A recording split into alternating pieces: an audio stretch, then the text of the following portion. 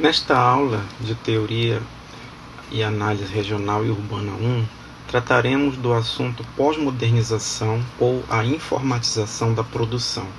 O nosso texto de referência é da autoria de Michael Hard e Antônio Negri. Foi publicado no livro Império, de 2004. Dando continuidade na nossa programação, nós vamos examinar o desdobramento das alterações no processo produtivo a partir da década de 1980.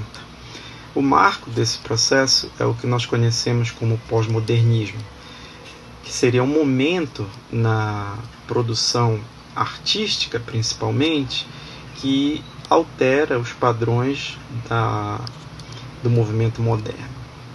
Foi um período em que havia muita incerteza e, fundamentalmente, foi um período em que aconteceram muitas mudanças, tanto no mundo em relação à economia, em relação à expressão artística e também na própria arquitetura.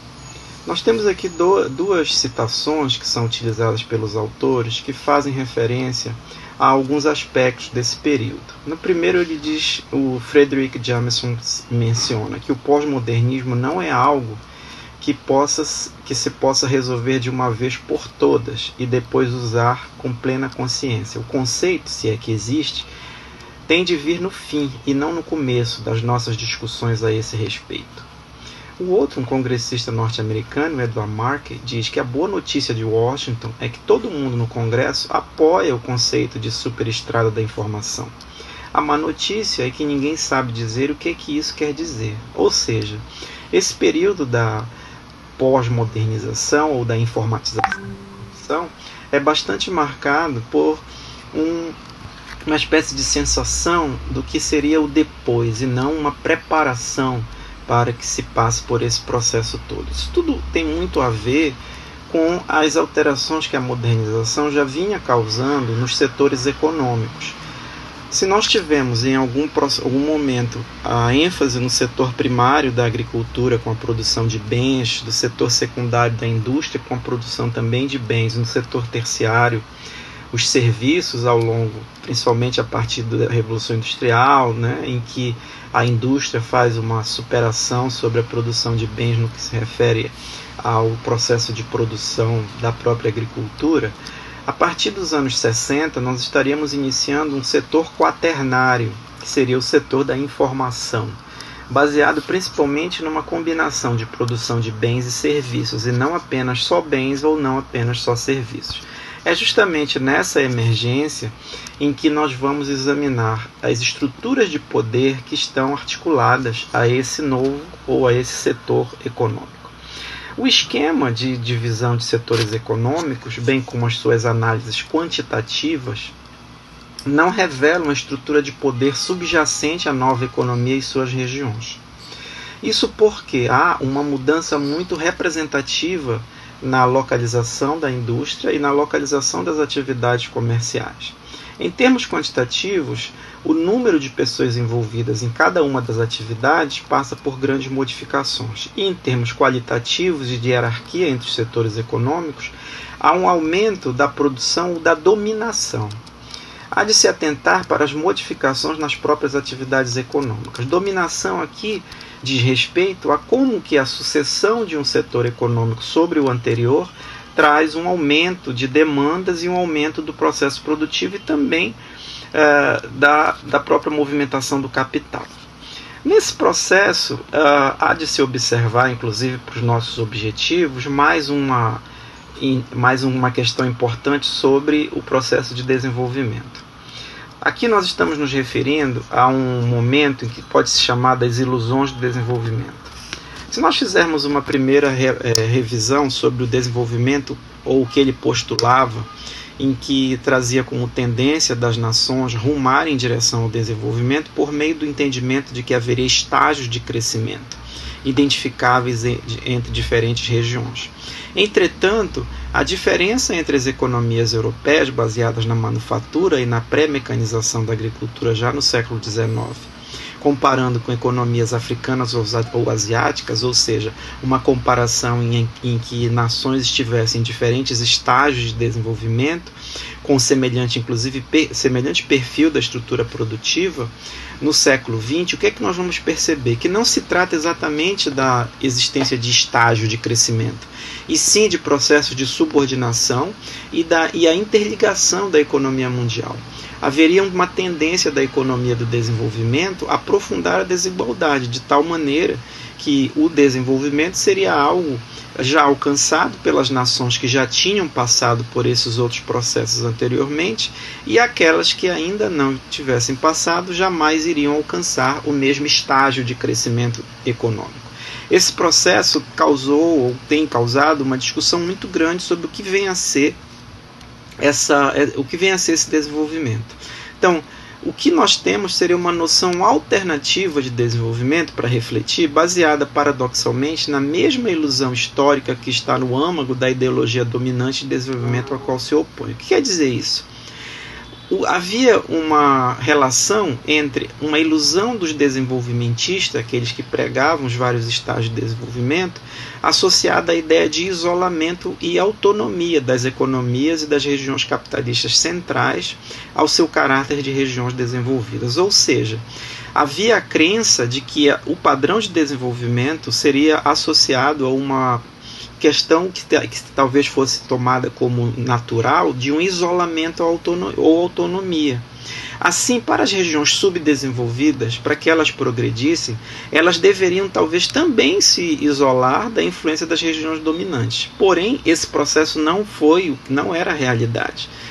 Os dois autores argumentam que esse procedimento apenas acentua a desigualdade, uma vez que isola a região dominante em um contexto onde a integração é a forma de inserção por excelência.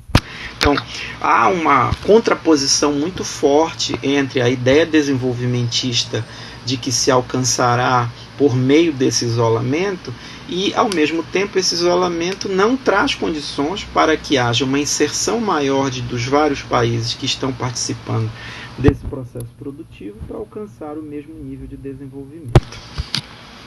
É aí que entra as modificações quanto a esta constatação, principalmente em relação à produção. A produção industrial e de serviços contemporânea se dispersou territorialmente, mas ao mesmo tempo concentrou suas estruturas de controle e seus centros de decisão. Ainda resquícios daquele processo desenvolvimentista, daquela ilusão do desenvolvimento a partir do isolamento. Assim, a nova economia e a nova regionalização mundiais dependem crucialmente de infraestruturas e modos de comunicação globais, justamente por esta concentração dos centros de decisão e a dispersão territorial da produção industrial e de serviços. A informatização da produção, que seria o estágio atual da economia capitalista, e da diferenciação de regiões centrais e periféricas, teria como elemento presente uma nova forma de conversão do trabalho concreto em trabalho abstrato. É aqui que está um dos principais pontos do debate. Não há substituição do artesanato pela mecanização da atividade fabril, mas da atividade fabril pela abstração da manipulação dos dados. Seria uma geração a seguir. Essa manipulação de dados e a consequente abstração diz respeito justamente àquela dispersão da produção que vai basear-se principalmente na composição de fábricas menores localizadas em vários pontos do mundo, e a produção em si, inclusive os investimentos e a possibilidade de ter mais economias de aglomeração, vão dizer respeito principalmente a essa manipulação de dados. Os serviços aí incluídos dizem respeito a uma gama variada de atividades que vão da assistência médica, educação, finanças a transportes, diversão, publicidade, que passa a ter um papel central do conhecimento, afeto e comunicação. Duas rotas de informatização foram observadas como estratégias para administrar e obter vantagem nessa transição econômica, da produção industrial baseada na concentração e a produção a partir do reconhecimento da combinação de bens e serviços por meio da informação. Um primeiro modelo seria o da economia de serviço, muito marcante nos Estados Unidos, Reino Unido e Canadá, em que há uma rápida redução de postos de trabalho industriais e um aumento de postos de trabalho em serviços, em especial os serviços financeiros. O outro modelo, chamado de infoindustrial, teria ocorrido principalmente no Japão e na Alemanha, com uma lenta redução de postos de trabalho industriais e uma informatização integrada à indústria. São perfis bastante diferentes no que se refere a essas rotas de informatização, mas ambos caminham na direção da economia e da elevação da importância dos fluxos e das redes de produção. Aqui nós temos uma ilustração justamente para mostrar o que seria o caso naquela segunda rota, né? A partir da mecanização, a eliminação do trabalho concreto para um trabalho abstrato, aqui na terceira e mais embaixo ilustração, onde a produção automobilística baseia-se fundamentalmente na distribuição e na manipulação de dados, que são as informações para que as máquinas possam produzir. É aqui que entra um conceito muito importante para a gente entender melhor essa transição para a economia informacional, que diz respeito à sociologia do trabalho imaterial, ou do trabalho abstrato, que seria uma mudança na natureza e na qualidade desse trabalho. Tem uma implicação sociológica e antropológica que relaciona o processo de produção a partir das mudanças do modelo fordista, que seria aquela produção em série, para o modelo toyotista, em que as fábricas elas não são uma única que vão produzir, e sim baseada principalmente na demanda e na localização do mercado consumidor para uma maior comunicação entre a produção e o consumo dessas mercadorias. Só se vai fabricar o que vai ser comprado. Não há uma fabricação em larga escala, como um modelo fordista ou fordiano, e sim uma encomenda específica. Quando você hoje vai comprar um carro, existem situações em que o seu carro ele não existe ainda. Ele vai ser terminado, vai ser trabalhado nas várias fábricas para que chegue ao modelo que você deseja.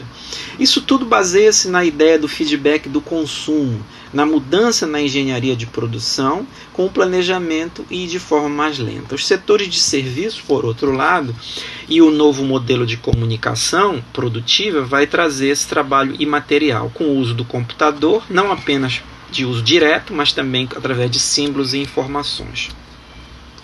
O trabalho imaterial e no trabalho de informações e comunicação fala do uso de serviços simbólico-analíticos, seria esse trabalho abstrato e afetivo.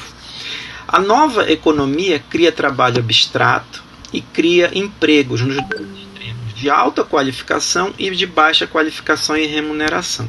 Seriam três as novas formas de produção informatizada.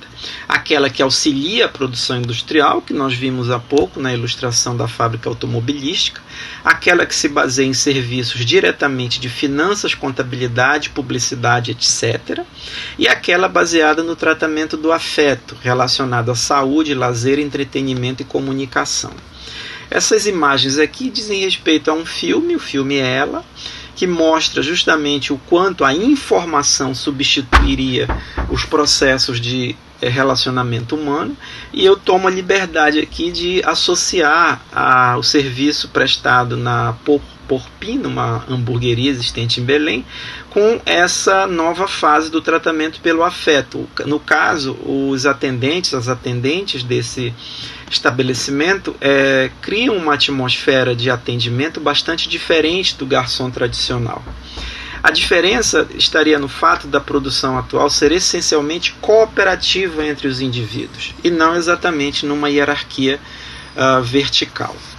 Os autores especulam ainda sobre o desenho da internet, da rede sem centro, e pensam na forma de horizontalizar a reprodução social.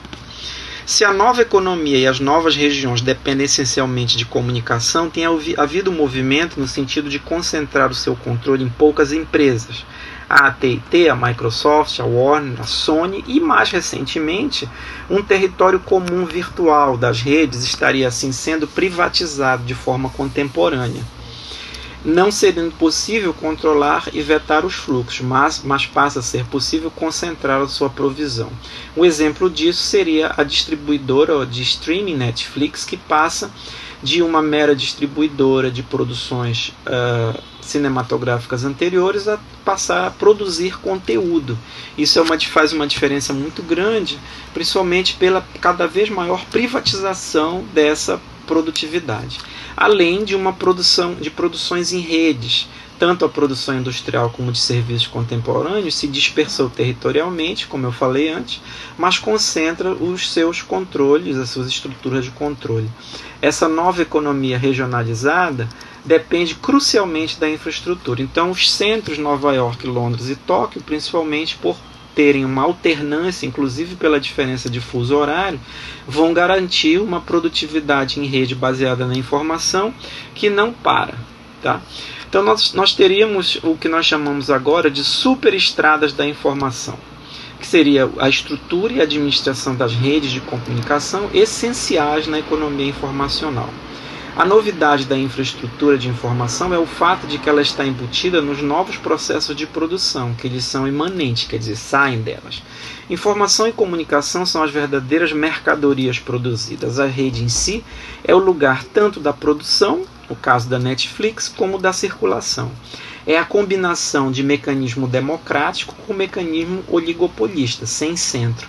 A estrutura em árvore que nós temos na ilustração superior, ela é substituída pela estrutura em rizoma, que é justamente essa possibilidade de alterações constantes no processo de hierarquização e na direção dos fluxos. Tudo isso leva, ao final da referência do texto, a uma discussão sobre propriedade privada e propriedade pública.